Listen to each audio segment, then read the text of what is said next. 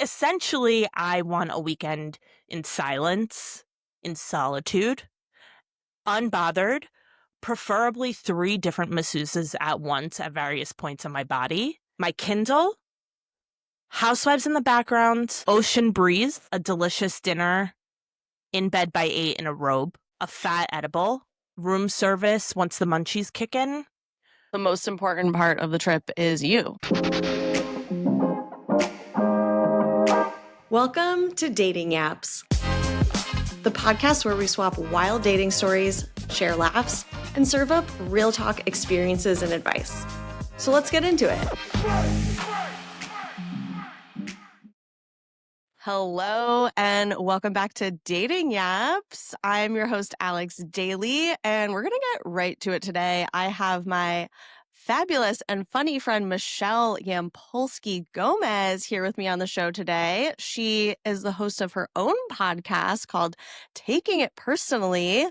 So we've got a lot to yap about today. We're going to talk about her journey into her marriage and motherhood and dive into how she got into comedy and content creating and how that has helped keep her sense of self in her relationship. So welcome to the pod, Michelle.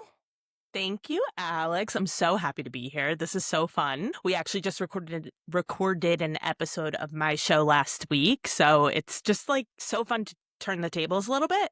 Yes, yeah, we're doing a little pod collab. It was very fun for me to be interviewed on your show, and so now we're going to turn the tables. We are doing it up, and thanks for having me. Let's go. Yeah, we're going to get into it. We're going to talk about like your things and how having your own thing is really helpful in a relationship. Yeah. Before we get into that, let's do a little warm up. We're going to play a little game of this or that to kick things off. I'm going to give you a little scenario, a little question, and you're going to give me your gut reaction. Let it rip, baby. Let it rip. All right. I love gut checking. Yes. Okay, great. Let's go for it. Okay. So, first one, would you rather do a solo coffee date or brunch with your partner? This is a great question because I think if you asked me this maybe 10 years ago, I would have said solo coffee date. I used to love running out for coffee. I would try any popular coffee, any buzzy coffee here in Manhattan in New York City. It was like a thing for me. And over the last couple of years since becoming a mom and, now I'm in a marriage where we are taking care of an actual living being together, I value my time so much differently that if I have the chance of doing a fun brunch with my partner, I'm going to do the right thing and pick that. Pat myself on the shoulder, not something I would have normally said a few years ago for sure, but Great. We love a fun brunch. we love a fun brunch and we don't always get to do it. So you really you don't know what you got till it's gone. Yeah. It's like a little treat. Yeah, it's a special treat. Okay, great. Okay, so next one, binge watch a show by yourself or with your partner. Sleep by myself because I can't stand the stupid fucking questions all the time. And also, if I'm in the middle of a binge and I just want to go, go, go, I don't need the weight of another human, partner or not, weighing me down. And so I do it by myself. You? Yeah. Yeah, because they're going to hold you back. If you want to watch the next one and they're not available, what are you going to do? You're like a weight. They're like a weight, a ball and chain attached to us. But have you ever had the experience of you're binge watching your own show and your partner is like, this show is so dumb. I can't believe you watch it. But then 4 episodes later, they're sitting next to you and they're like, you know what? I told Karen that she needed to get on the next round.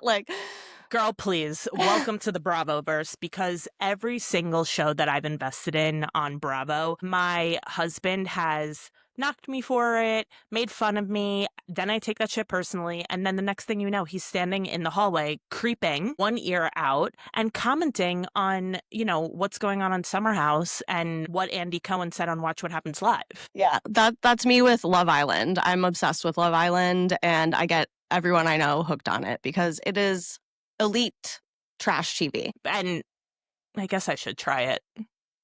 You have to. Start with UK. Okay. UK right, is the best. Yeah. We'll talk. I love trash television.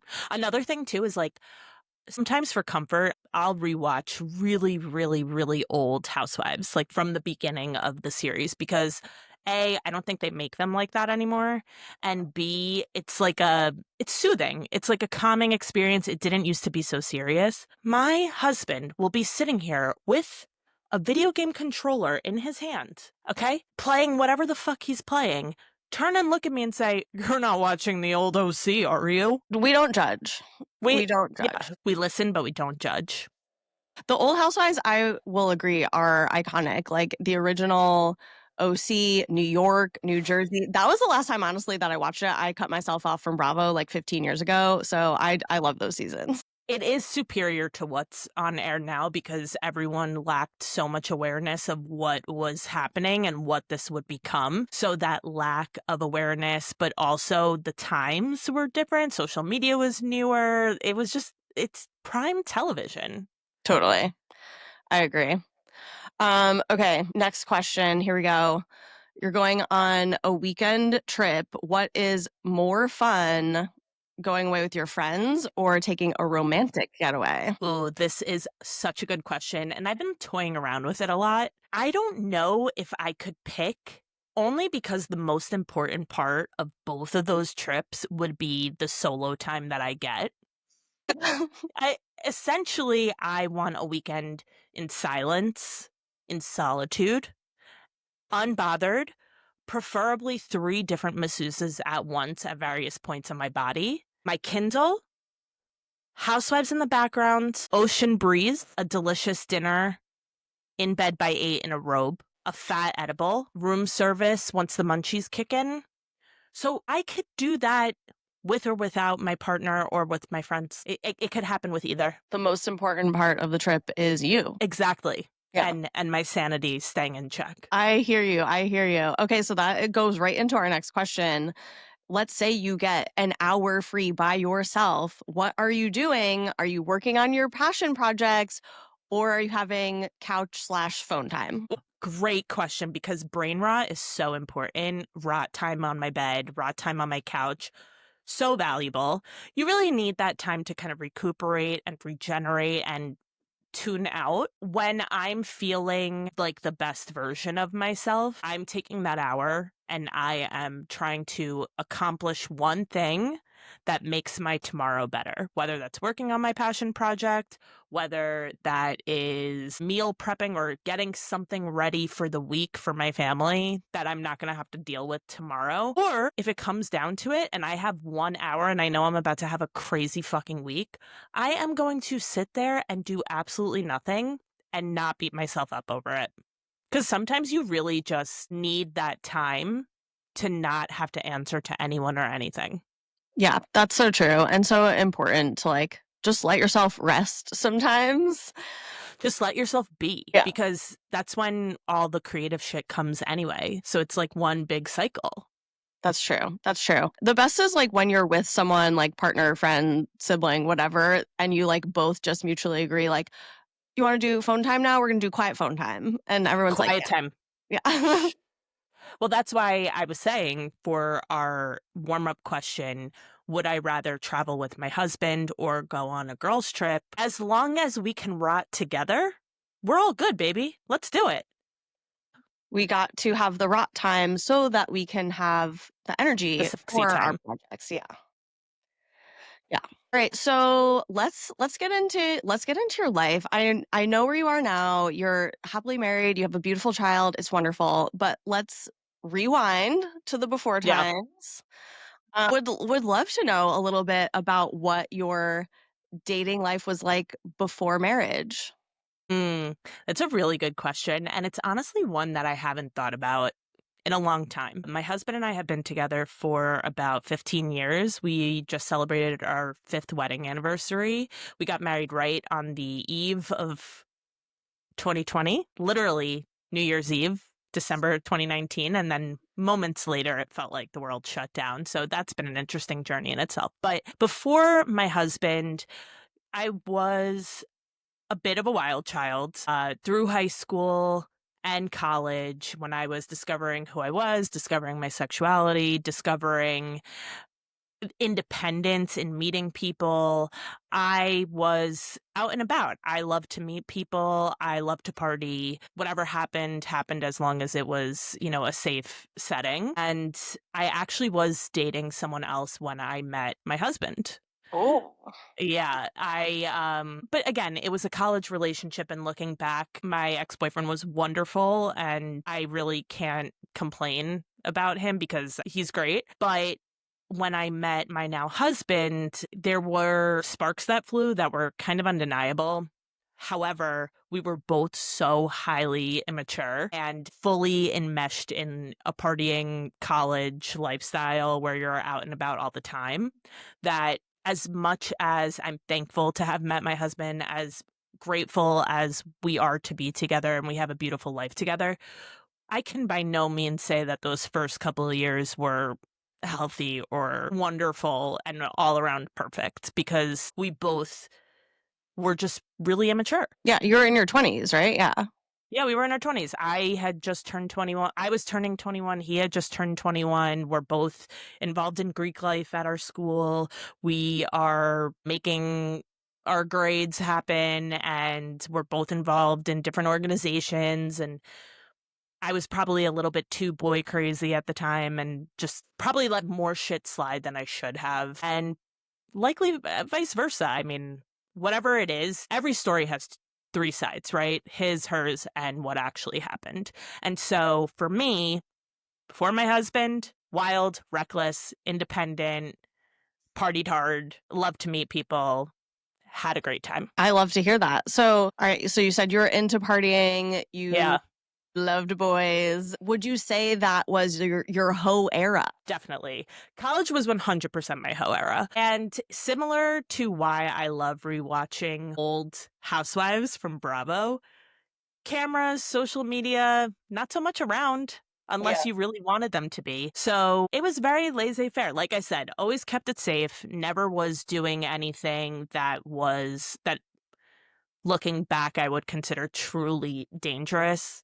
Protection always, meeting people, buddy system so my friends knew where I was, that kind of thing. But for sure, over the top exploratory hoe era. Did you feel like that helped you figure out what you wanted? Like, would you recommend having a hoe era in life before you get married? Love this question. A few weeks ago, I know you and I had talked about the poll results that on an Instagram poll that you had run about Yeah. getting over someone, right? Like, what's the best way to get over someone?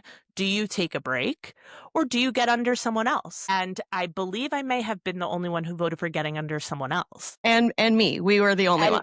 we were okay, right. That tracks. We were the only ones who said get under someone else. And I truly just think that keep it moving and remember how big the world is and remember how many fish there are in the sea is the best way to be. Yeah, abundance mindset. Abundance mindset, baby. I think too, if you have a pattern of jumping from person to person to person, that's something to be aware of. But I think it's okay. Like if you're having a sad girl moment and you can't get out of it, and you just need someone to pull you out of that mood and get you back into your energy, what is the harm? There's no harm in that, right? I mean, when I look back on my hoe era, if you will, or, my years before I really got serious in my relationship, there definitely was, I definitely think I could have used a bit more time in between relationships, but I don't think that it was super detrimental to me as a person. I think there are a lot of other factors that were happening in my life or with my personality or with trauma that impacted me as a person. And I think that being in relationships often was not the factor that impacted me as much. Yeah, that's fair. I would also say that it's a case by case thing too, right? Like if you're someone who's bound to toxic relationships or God forbid something worse, like if you're in a violent situation, please get out. But if you're someone who's in the type of relationship where you're constantly making up and breaking up or you're a part of such a drama bubble that trickles down to everyone else, yeah, that is something that deserves to be looked at and changed. But in my hoe era, I was probably stupid and immature, but I don't think it ever really hit the point of, you know, catastrophic, world-ending fights all the time. Yeah. No, I think that's fair. And I think it's just like you said before, it's exploratory. You're like, let's Yeah. just let's just try this out. Let's just see. Yeah. Okay, so you said something about how maybe you wish there was like a little bit more time between people in some of your relationships and that you were in a relationship when you met your now husband. Is that Yeah. why that previous relationship ended? Did you go like right from one to the other? Not necessarily, but I was dating someone when I met my now husband, and it started to feel wrong to stay in that relationship because I couldn't really deny the feelings I was having. Mm. Whether or not those feelings were going to be returned is another story. But just meeting someone new while I was in the relationship and being so intrigued and wondering what could come of it, or knowing that I was getting butterflies when I would get a text from my now husband, right? Like all of those little things happening, I just knew it wasn't fair to the relationship that I was in. And I was right. That is so cute that you were getting butterflies. So was it sort of like a slower burn with him then? Were you like sort of friendly and then it turned into something more when you ended your other relationship? Yeah, I will say to my husband's credit, at the time, he knew that I was in a relationship, and it's not like we were, I got automatically in love. He, I'm sure, was talking to other girls, or just out and about on the scene, but he never made any kind of move to progress our relationship until he knew for sure that my previous one was over. Okay. That is very respectful. We love I to know, isn't it shockingly respectful for someone who just finished talking about her hoe era? yes, at like 21 years old. That is very mature of you. Hoes can be respectful too. That is so true. I think, sometimes we categorize things as good or bad. There's a lot more nuance to things. Sure is. It's not so Okay. black and white now, is it? No, definitely not. Mm-mm. Definitely not. So, okay, so now you met your husband and you guys have built a life together and it's lovely. I know that you are now married, you have a child, you have a lot going Yeah. on. So, I want to know how you stay sane. I ask myself this every morning when I first open my eyes. What am I going to do to stay sane? And you know what? I feel so fortunate. I know that everything that we have and celebrate together is the result of a lot of hard work, a lot of sacrifice. With that said, I would never, ever be the person to come speak to any one of my friends and say, my marriage is perfect. My life is perfect. This was always perfect, because it wasn't. And it's not. It's not a perfect cut and dry thing. Something that really helps me is at the end of every day, just taking a moment of gratitude. I know how corny that sounds. I do, believe me, but it's taken me a lot of therapy and a lot of medication to hit the point where at the end of each day, I can look around me and express gratitude for the life that I am living, for the things that are going right, for my health, for my child's health, for my husband's health, all of these little things that are really what's important. That's what matters. With that said, it's been a long journey to get here. We all lived through the pandemic. We have gone through job changes. We've gone through quite a few health issues and scares. We've gone through so many things with our families. We've even gone through personal growth, both my husband and I, when it comes to other people, other relationships that we have. Staying sane is not easy. It takes a lot of work. Oh, totally. And yeah, you make some really good points. There is like constantly, even outside of what is going on in your relationship, there's like so much stuff going on in the world all the time, and we're just being constantly bombarded. So it's really, it is a struggle. But I love what you said about gratitude. I totally agree. Yes, it's corny, whatever, but it's actually true because when you are able to like point out things that you're grateful for, even if it's small, you're like, my warm morning cup of tea, like you will like start to feel more appreciation. And then you're going to start to see all of the good things in your life. You like, if you, whatever you focus on, you're going to see, So, Exactly. Exactly. Like you cannot take any of it for granted because it could be gone so fast. And I say this as someone who has literally recoiling on the inside because of how corny I feel I sound, but it truly is the way. No, it's true. I have the little 5-minute journal on my nightstand Mhm. that I try to do, and the first thing is, like, 3 things that you're grateful for. It's the easiest way to just realign and reshift. And other ways I stay sane really is hour by hour, minute by minute. There's a difference between forward planning and goal setting versus giving yourself anxiety for the future when you're not present. And so when I stay present and I do focus on being literally hour by hour through the day, it makes it so much more feasible to survive. Yeah. No, and I liked what you said earlier too, which was like, I do one thing that's gonna like make my life easier tomorrow or whatever it was. Like, you Yeah. don't have to do all of the things at once. Like, just do a little Yes. baby step.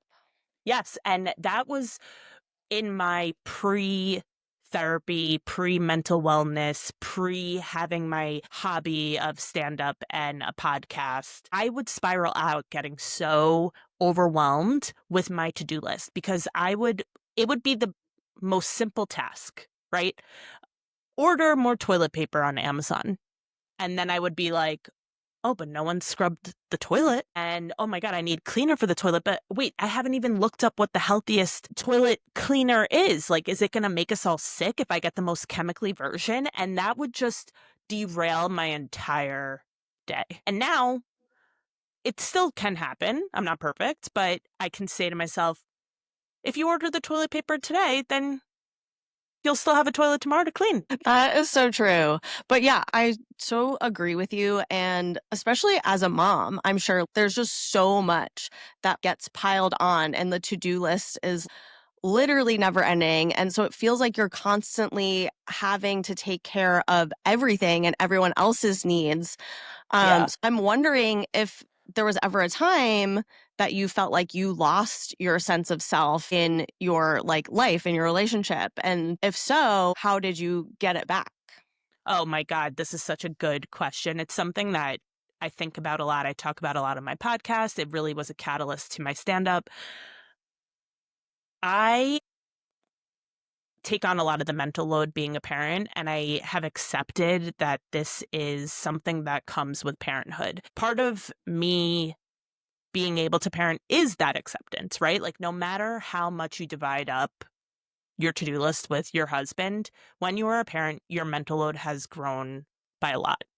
However, when my daughter was born, I had a few health issues, but they were thankfully kept under control and she was healthy. And yet, for some reason, I couldn't shake this impending doom that was creeping in on my brain. I was so lucky. I had a village. My parents were wonderful. My in laws were wonderful. My husband was doing the best he could. We both are first time parents, we're both learning as we go. I had an incredible maternity leave by US standards, which is still horseshit, but it's something. And yet I couldn't shake what I was feeling in my head. It was unlike anything that I had ever experienced. And that's probably why it took me so long to label it, because I would just try to brush it off, be like, that can't be. That can't be postpartum depression. I also had met with a doctor for an annual checkup and described what I was feeling to him. That's right, him, a male. And of course, he was like, "Oh no, that's not baby blues."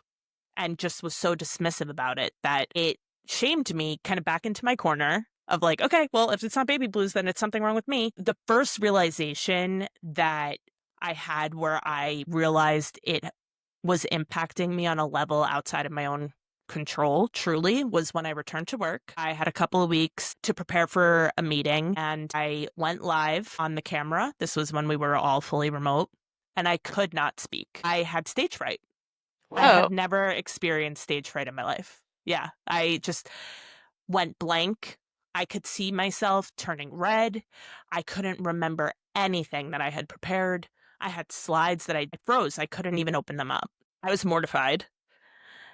And after a few days, I realized, okay, this is outside of me. This is outside of my control. Like, it's time to call in the big guns. And I started going into therapy again. I've been in and out of therapy my whole life, but I re-enrolled myself. I found an incredible therapist who gave me the gentle push that I needed to see a psychiatrist. And I became medicated in a way that was handling my postpartum depression and my postpartum anxiety. And also through therapy, I realized I needed to get out of the house. I needed to get out of my day-to-day of keeping a baby alive, but also getting back to work. And I needed to do something for me. And I took the plunge and took a class in stand-up comedy, which is something that I've always said I was going to do, but never acted on like a fool. And I did it. I got myself out of the house once a week. I didn't have my phone on me. I was writing, I was creating, I was reaching into the depths of my brain that had cobwebs on it. And I really credit that whole time in my life for pushing me outside of my comfort zone and helping me fulfill what I'm capable of, which is creating, being creative, getting back on stage, being able to speak to people like a normal human again, all of those things. So it was intense, but I'm so grateful that it happened the way it did. Yeah, no, and thank you so much for your vulnerability and sharing because I think so many people go through that same thing. I've had several friends who are mothers like say the exact same thing, like that they didn't understand why they were feeling the way that they were after they had their baby and it's just like so confusing and really Yeah. scary. And it sucks that you had that like experience with the doctor being dismissive. I mean, I'm not even a mom, and I feel like I've been dismissed by doctors so many times. I have so many issues with the medical industry, but I'm so glad that you did eventually find like a therapist who was able to like validate your experience and like, Yes. point you in the right direction. Yeah, I mean, a great therapist makes all the difference. I really believe that. I strongly believe in the power of therapy, and mental health matters. And I really think that we don't speak enough about these issues that happen to women, not just mothers, but women in general. We could go on and on about the lack of funding for medical studies to understand these things. We could go on and on about how society has created this trap where women can't really express how they feel. I feel like no one around me at the time was opening up about their own experience, my own family included, right? Like it was just supposed to be rainbows and butterflies now that I had this beautiful newborn. And I remember a few months after a close girlfriend of mine gave birth, she sent me a text and she said, she didn't need to do this, of course, but she had sent me a text. She said, I wanted to apologize because I feel like I really wasn't there for you the way I should have been after you gave birth, because now I get it. I'm going through it. It was a nice thing to say. It's not that I needed an apology, but it also brought us closer together. It also helped me guide her and be there for her too, because as soon as she said something like that, I knew what she needed from me. Yeah. No, it's so good. It's so good to have that support. And yeah, I just like appreciate you sharing and talking about it because I think the more we get it out into the open, the more people realize that like they're not alone in their experience either. And you can just like Yeah. talk about it more because yeah, there's like a weird sense of shame sometimes when you're like, I'm the only person that's feeling this way. I shouldn't feel this way, etc. So it's good to like just get it out there. But We yeah, don't get it out enough. No. no, yeah. But you said like this whole experience, I really do like, I am a believer, you know, I sort of hate the phrase like everything happens for a reason, but this experience did push you in the direction that you ultimately wanted to go, which Yeah. is a good thing. I'd love to hear more about how you decided to like take that leap into like comedy and starting your podcast and like putting yourself out there. Yeah. I mean, so when I graduated from high school, I actually won a superlative, which was class comedian. It was pretty funny to have won that. I didn't know that I was in the running. And then once I was in the running, I remember being like, oh, I won it. I want to win it. And I remember coming home and my mom saying to me, like, you are never going to get a husband, which was like the most immigrant moment of my life, probably. And I was like, okay, whatever. Look at me now. And my entire life, I've always been someone who loves to tell stories, entertain, make people laugh. I love to host. I like to laugh with people. I love a good joke. I like to giggle. And I never really did anything with that. That was just, I was always known as being a funny girl. That was kind of it. And over time, I'd see people pursuing stand up. I'd see people writing. I'd see people, back in the day when blogs were the thing, people were hosting blogs. And all throughout my 20s, I was like, that's so great that they're doing that. I could never. I have to work. I have to be in a relationship. I have to live this lifestyle that's been planned out for me, right? Mhm. I didn't want to disappoint anyone. And also, if I'm being really honest, I like nice things. I like working. I like having a paycheck. I like being able to buy myself and not have to answer to anybody. I'll never knock someone who chooses that for themselves. So after I gave birth and went through this experience of navigating postpartum depression and decided to push myself to take the class, which is something I was always interested in, I had this other epiphany really, where it was like, one day my daughter's going to grow up. And what am I going to tell her that I did? Like, am I going to tell her that I just went for it and tried something out and was doing stand up shows her first few years of life? Or am I just going to tell her, like, I don't know, I just worked and took care of her and that was it? There's no shade or judgment to anyone who chooses to work and take care of their families and not pursue stand up comedy, right? But it's not an expectation, but it was something for me personally. I was like, I want to tell her I tried. I want to tell her I did this. And that's what really propels me. That's what keeps me moving. And this creative process, talking to you today, highlight of my next month, right? Like hitting publish on a Substack that maybe 3 people are going to read. Who gives a fuck? Like, I wrote it down. I made myself giggle. It resonated with me. Maybe one other person out there. Great. Let's build a connection. Once you kind of take away the fear of failing, it really doesn't even exist. As the wise Joni Mitchell once said, freedom is just another word for nothing left to lose. Queen Joni, she speaks the truth. But yeah, no, I Mm-hmm. love that. I totally agree with you. And I think it's like when you are doing something that you love, that is one of your passions, it's like you don't even care. I feel that way about this podcast. I'm like, I'm having fun. I don't care if Yeah, anybody listens. Like, let me talk to my friends and record it. This is a good time. exactly. The way I see it is I could either be smoking meth on a corner somewhere or I could be putting out a podcast once a Yeah. week.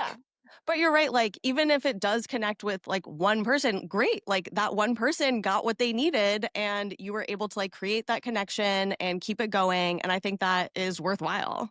It totally is. I have a few podcasts that I've become a loyal part of their fan base. And I remember one of them saying, I have earned every single click and like and listener to this podcast. And that really stuck with me because they did earn my viewership. They did earn me being a fan. So there are a handful of people who text me after every single episode I've ever put out, you being one of them, with this amazing feedback or just kind words to say. And that's all I need. It's like, it's not even a matter of the validation. It's just a matter of creating something, putting it out there, and just getting a little like nod of support that makes you feel good. Totally. No, the support means everything. Like, if anybody enjoys the episode, I'm like, great, I made my day, literally. Mm-hmm. Yeah, when someone texts me and is like, "Oh my God, like I loved what you said about X," and I'm like, "You got that far in an episode? You are incredible." God bless our loyal listeners, especially Yeah. my dad. I feel like he's like my number one fan. Shouts out to Shout David. out, shout out, David. You go, guy. But no, I also love that you use your daughter as inspiration because it's important for her to like see you doing something that you love and like pursuing something and like having your own thing. Of course, and also joining motherhood means being exposed to a subset of the human race that is in this whole new world of parenthood together, and nothing really prepares you for it. And you see people's different personalities come out when it comes to the kids. I mean, I'm a parent in Manhattan, in New York City. I'm navigating things like daycares and competition to get into great schools or aftercare programs or, whatever it may be. So you see these other side of people coming out that you're kind of like caught off guard by. And one way that I cope with that is just kind of by making it all into a joke. Yeah. Well, I mean, if you can't laugh about shit, then what are you You'll doing? cry. Yeah. If you don't laugh, you will cry.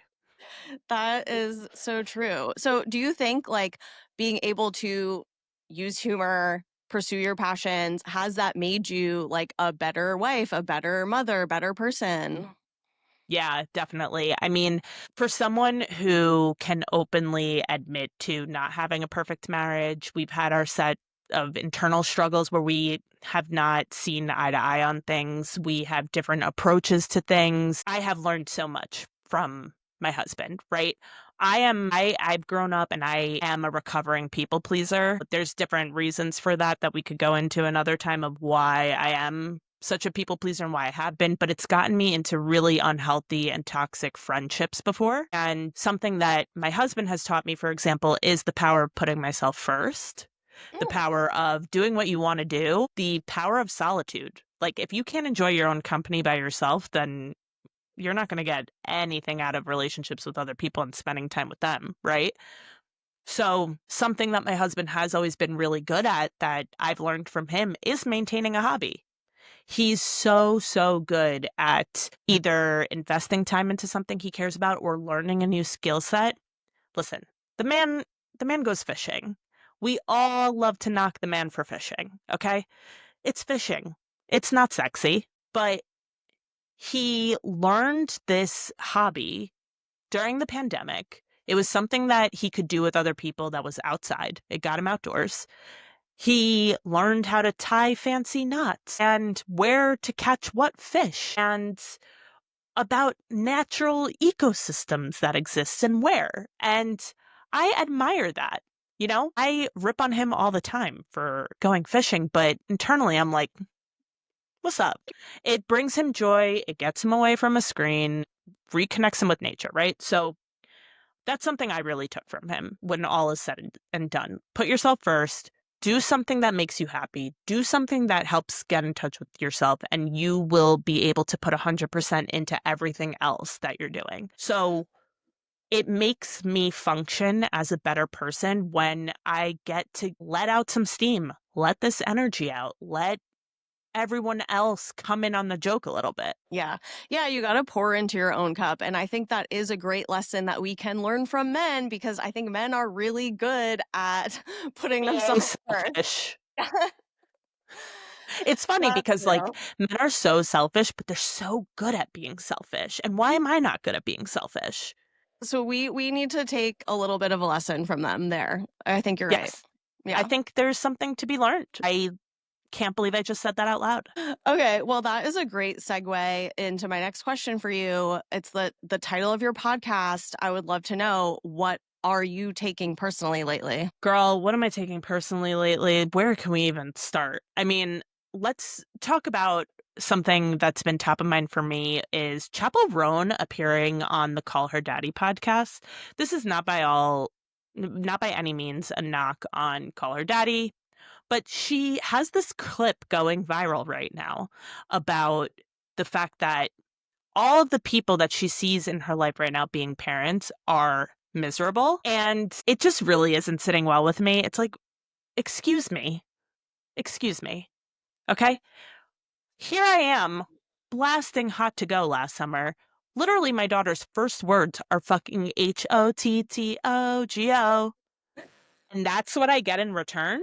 Like, we're bopping to Pink Pony Club, and in return, you're insulting parenthood. Like, yeah, we're miserable. Give us a fucking break and keep our names out of your mouth. Wow, yeah. I mean, Yeah. that's tough. That is It tough. was nasty. Like, don't give us a bad name, okay? Like, we are going through it. We are going through it, but we're also supporting you while we go through it. That's so true. She needs you as a listener and you need her. It is a Yeah. symbiotic relationship. As they say on Las Culturistas, I don't think so, honey. I don't That is think tough. so. No, I haven't seen this clip, but now I have to go look it up. Yeah, you're going to have to check it out to see what I'm talking about. Okay. Well, and I note to myself to not give my parent friends shit because you guys are working hard. We are working hard. You know, parenting is not for everyone. Not everyone makes that decision, but it is an important part of society if we, plan on keeping this little thing going. So throw us a bone here. We're doing our best. You are doing your best. And frankly, if you're someone who doesn't have kids, whether you don't want to or whatever the reason may be, like all the power to you. This is not for everyone. And if you're someone who does want to have kids and it's been a struggle for you, like I sympathize as well. Nothing comes easy to a lot of people. And like, I wish you nothing but the best, right? This has nothing to do with that. This moment specifically is about Chuckle Roan knocking me. And the other thing that I'm taking personally right now is the fact that we are now in fake spring. Okay. As we record this episode, we are coming off the heels of like an 80-degree day that suddenly, with one gust of wind, became 45 degrees again. And now it's gray and cold outside, and my heater is back on, and I have fucking had it. Okay? Enough. I agree. Once you get that little, when you get the glimmer of hope and then it goes away. I went out yesterday, got a Rita's, a little treat, an ice cream treat, and but then stayed out for a little bit because it was so nice out. But then I had to walk home. I didn't have a jacket. I was freezing. Freezing. Went in No. for dinner, went out, cold and rainy. Disgusting. Well, we're almost there. We're almost there to springtime. It will come. Alex, I gotta ask you, what are you taking personally? Do you take anything personally? I try not to, honestly. It makes my Healthy. life easier. It makes my life easier when I don't take things personal. I'm like, that was about you. Good for you. Okay, so, this has been so fun. I would love it if you could leave our listeners with a piece of relationship advice for them. My biggest piece of relationship advice is tune out the noise, block out the haters, do what works best for you and your partner or yourself if you're out in the dating world or not even in the dating world. Like we talked about earlier, sure, maybe Alex and I feel that it's best to get under someone else. I think that's the easiest way to bounce back or recover. But like, if that's not you, do not force it. Don't force yourself into a situation that doesn't feel like your most authentic self. And the same thing goes for you when you're in your relationship, right? Like, don't make concessions for anyone. Of course, compromising is important, but don't change who you are to make yourself fit in better somewhere else. That's real. I think it's Thank you. obviously easier said than done, but being in tune with yourself and shutting out the outside noise is when you feel the best. It's true. And sometimes even when I'm fighting with my husband, I'll be like, this is who I am. Take it or leave it. Like just for the dramatic effect. And he'll be like, yeah, I know. You're He's doing like, your own you're doing your own scene for Real Housewives. absolutely. Yeah. Sometimes I do think it like negatively impacted me, but we could talk about that later. Oh my God. Well, this has been so fun. Where can people find you? So you can find me at my own podcast, which we have an episode coming up in a couple of days with Alex on, and that's at Taking It Personally on Instagram, Taking It Personally on YouTube and Spotify. And my personal Instagram, where I put a lot of stand-up clips too, is at Mish Yamps, Meeshya. M as in Mary, P as in Paul. S. Check it out. Alex, this was such a joy. Wonderful. You're such a phenomenal, phenomenal host. And it's been really fun to just like explore this medium with you. Thank you for having me. You're so welcome. Thank you for being a guest. It has been such a pleasure. Thank you for yapping with me. And thank you. Anytime. Yes. Yeah. Thank you to everyone who listened along and got this far. Shouts out to David again. Shout out, David. We love you, David. So yeah, if you loved this episode, send it to a friend and don't forget to follow along. Give us a little review if you're feeling kind and inspired. Until Thanks next again. time, we'll talk to you later, friends.